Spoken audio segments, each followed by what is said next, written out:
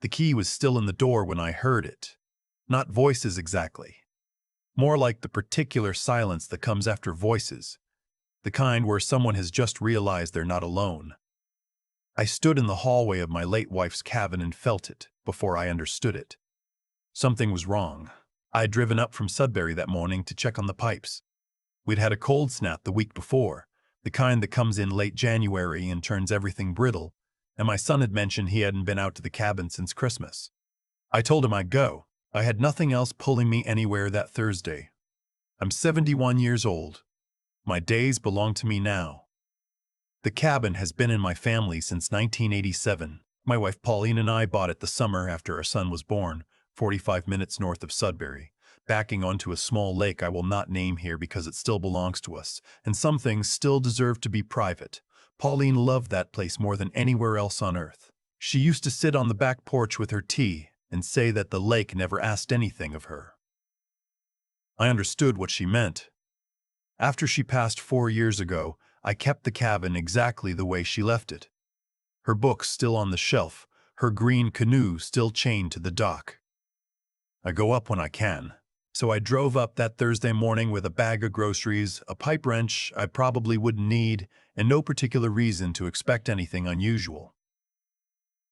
The tire tracks in the snow gave me my first pause. 2 sets, both recent. One matched my son's truck, a Ford F-150 with a distinctive tread I'd recognize anywhere. The other set was narrower, a sedan of some kind, probably a rental, from the look of the tires. I thought maybe my son had driven up with a colleague from work. He does that sometimes, takes clients out to the cabin for a weekend of ice fishing. He's an account manager at a construction supply company in Sudbury, good at his job, the kind of man who remembers birthdays and shows up early. I was not worried. I was only curious. I unlocked the front door and stepped inside. The lights in the kitchen were on. 2 coffee mugs on the counter. A woman's wool coat on the hook by the door. Not my daughter-in-law's coat, I knew that much. My daughter-in-law Renee wears a particular shade of burgundy that Pauline used to tease her about, said it made her look like a bottle of Merlot. This coat was slate gray, not hers. I set my groceries down quietly. I don't know exactly why I did it quietly. Some instinct that had not yet formed itself into a thought. I heard footsteps upstairs. Not 1 set of footsteps. 2. I stood in Pauline's kitchen and listened to those footsteps cross the floor of the room above me, which is the guest room, the room with the blue quilt Pauline's mother made in 1974, and I understood. I did not go upstairs. I'm a man who spent 34 years as a site supervisor for a civil engineering firm in Northern Ontario. I have managed situations. I know that the worst decisions any person ever makes are the ones made in the hottest moment of the worst feeling. I put the kettle on. I sat down at the kitchen table. I waited. It was perhaps 12 minutes. She came down first. My daughter-in-law Renee, my son's wife of 9 years, mother of my 2 grandchildren, Theo and Avery, who are 7 and 5. She was dressed. She stopped on the 3rd step from the bottom when she saw me sitting at the table, and she went completely still, the way animals go still. I watched her face cycle through something I can only describe as a very fast kind of calculation. "Dad," she said. She calls me Dad. She has since the wedding. I said nothing. I poured my tea. The man came down behind her. I did not know him. He was perhaps 40, well-dressed in the way that men are well-dressed when they are trying to look casual. The kind of flannel shirt that costs more than it should. New boots. He had the look of a man who spends a lot of time deciding how he appears to other people. He saw me and stopped. I looked at him for a long moment. Then I looked back at Renee. "The pipes are fine," I said. "You can tell your husband I checked." She started to say something. I held up one hand, not aggressively, just to indicate that whatever was about to come out of her mouth was something I did not want in my ears, not in this kitchen, not in this house. "I'd like you both to leave now," I said. "Lock up behind you. The key goes under the mat." The man left without speaking. I will give him that much. He had the decency not to try to explain himself to me. He put on his boots by the door, nodded once, and walked out. I heard the sedan start up and back out of the drive. Renee stood in the kitchen for another moment. Her face had moved through the calculation and arrived somewhere else. Somewhere that looked, to my eye, remarkably like anger. Not guilt, not shame. Anger. As if I were the one who had done something inconvenient. "I need you to understand," she started. "Renee." I said her name the way I say it, when I mean it to be the end of a sentence, not the beginning. "This is the house where Pauline died. This is where I brought her home in her last months because she wanted to hear the lake. This is where my grandchildren learned to swim." I paused. I was not going to raise my voice. "I understand everything I need to understand." She left. I sat in that kitchen for a long time after the sound of her tires faded. I finished my tea. I looked out at the frozen lake and thought about what to do.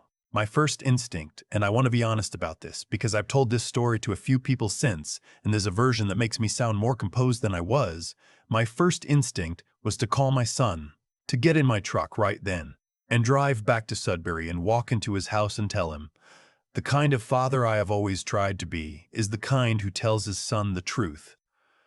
But I did not pick up the phone right away. I washed the two mugs. I looked at them for a moment, then I set them upside down on the drying rack. I walked upstairs, and I opened the door to the guest room, and I looked at Pauline's mother's quilt, which had been disturbed and then smoothed back, imperfectly, in the way of someone who knows it matters but doesn't know why. I straightened it properly. I opened the window to let the cold air in. Then I went back downstairs, and I sat down again, and I thought about what I actually knew and what I only suspected. What I knew, Renee had been in this cabin with a man who was not my son. What I suspected, this was not the first time. There had been small things over the past year. A pattern of weekends where my son mentioned Renee had taken the kids to her mother's in North Bay. But when I called her mother one of those weekends about a birthday card, her mother seemed surprised to hear from me. Said she hadn't seen the kids in a while. I hadn't thought much of it at the time. I thought perhaps they'd changed plans. Now it arranged itself differently in my mind. I also thought about money. My son had said something to me in the fall, almost in passing, about a savings account they'd opened for Theo's education fund. He'd said the contributions had been inconsistent because of some cash flow issues, which was not like him. My son is methodical. He max contributes to his RRSP every February. He started an arrest month Theo was born. Inconsistent cash flow was not a phrase that belonged in his vocabulary. At the time I assumed the economy, the mortgage rate increases. Now I thought about a man in expensive flannel and new boots and wondered where he liked to go for dinner. I did not call my son that day. Instead, I drove back to Sudbury and I looked up the man's license plate in my head. I had noticed it when I passed the sedan in the driveway. Force of habit. 30 years on job sites where you track every vehicle coming and going for liability. I wrote it down on a notepad when I got home. Then I called a man I know who worked for 30 years with the OPP before he retired. We play cards on Tuesdays. I asked him as casually as I could manage whether he knew anyone who might be able to run a plate discreetly. He did not ask me why. He said he would see what he could find out. He called me back the next morning. The sedan was a rental, as I had suspected. The account holder was a man named, and I'm going to say, first name only because I have no interest in publicly ruining a man who has his own family to deal with. A man named Stewart. He lived in Ottawa. He was a senior project manager at a federal government contractor. And he was, according to a quick search of LinkedIn that I was not proud of conducting, married. His wife's name was accessible in a way that such things should not be, because people post their lives online without considering who might one day need that information. I sat with all of this for 3 days. On the 4th day, I called the number. I want to explain something about why I did not call my son first. My son is a good man. He is also the kind of good man who, when faced with something this painful, might react in a way that harmed him. I know my son. He would have confronted Renee immediately, loudly, without evidence, without counsel, without any of the things you need when a marriage ends and there are children and joint assets and a mortgage and a decade of intertwined financial life. He would have acted from his heart and paid for it later. I could not let that happen. So before I said a single word to him, I needed him to be protected. I spoke with a family lawyer, a woman I'd been referred to by a colleague, who had gone through his own difficult divorce some years back. I won't give her name either, but she practices in Sudbury and she is very good. I described the situation, without names. She explained what documentation would be useful. She explained what wouldn't matter. She told me, gently, that infidelity in Ontario does not directly affect divorce proceedings the way television would have you believe. It doesn't determine asset division on its own, but that financial misconduct, if there was evidence of it, was another matter entirely. Joint accounts, she said, were worth looking at carefully. I filed that away. Then I called Stuart's wife. I had thought about this call for 3 days. I had rehearsed it in my head while washing dishes, while lying awake at 2 a.m., while driving to the grocery store. I had decided that I would be brief and I would be factual and I would not editorialize. She answered on the second ring. I told her who I was. I told her what I had seen. I told her what I had seen. I told her what. I told her the date and the approximate time. I told her the license plate number of the rental vehicle, which she would be able to verify. I told her I was sorry to be the person making this call. She was quiet for a very long time. Then she said, "How long?"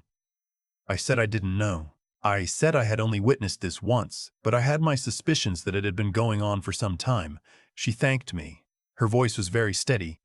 I have thought about that steadiness since. Some people, when the worst thing happens, go very calm. I think it's because they already knew, somewhere, and the call is not the bad news. The call is just the end of not knowing. We spoke for perhaps 8 minutes.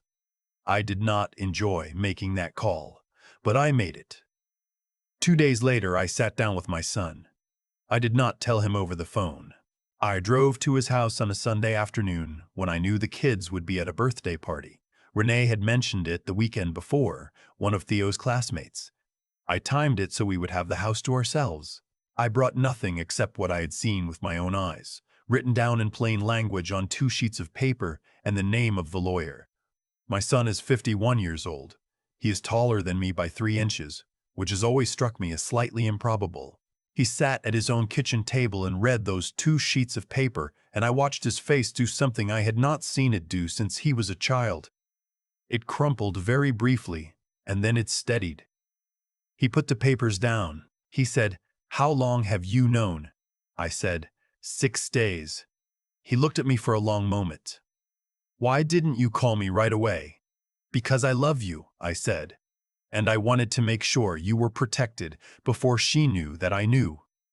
He didn't say anything for a while. Then he said, "Did she seem, when you saw her, did she seem sorry?" I thought about Renee on the 3rd step.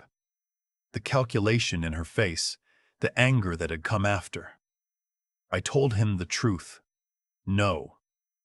He nodded slowly, like someone confirming something they had already suspected. I think, in some part of himself he'd been unwilling to look at directly, he had already suspected. What followed over the next months was not simple or clean or the way such things are in stories. My son hired a lawyer. He and Renee separated. The house, a 4-bedroom detached in the Flour Mill neighborhood that they bought in 2019, became the subject of careful negotiation. The respectus counts for Theo and Avery were protected. There had been, as I had suspected, a pattern of withdrawals from their joint account over 18 months, not catastrophic, but consistent, and in amounts that one financial advisor later described to my son as deliberate and structured. Renee retained custody of the children on a shared basis. My son did not fight for sole custody. He did not want to weaponize Theo and Avery against their mother, and I respected that decision completely, even in the moments when it cost him something to hold to it. Renee is their mother. Whatever else she is their mother, and I believe that children need their mother. That is a thing I believe without qualification. What I did ask for, through my son's lawyer, was a formal recognition that the cabin, Pauline's cabin, my family's cabin, was to be considered my property entirely, removed from any shared asset consideration. We had never formalized this in writing because we had never imagined we would need to. We formalized it in writing.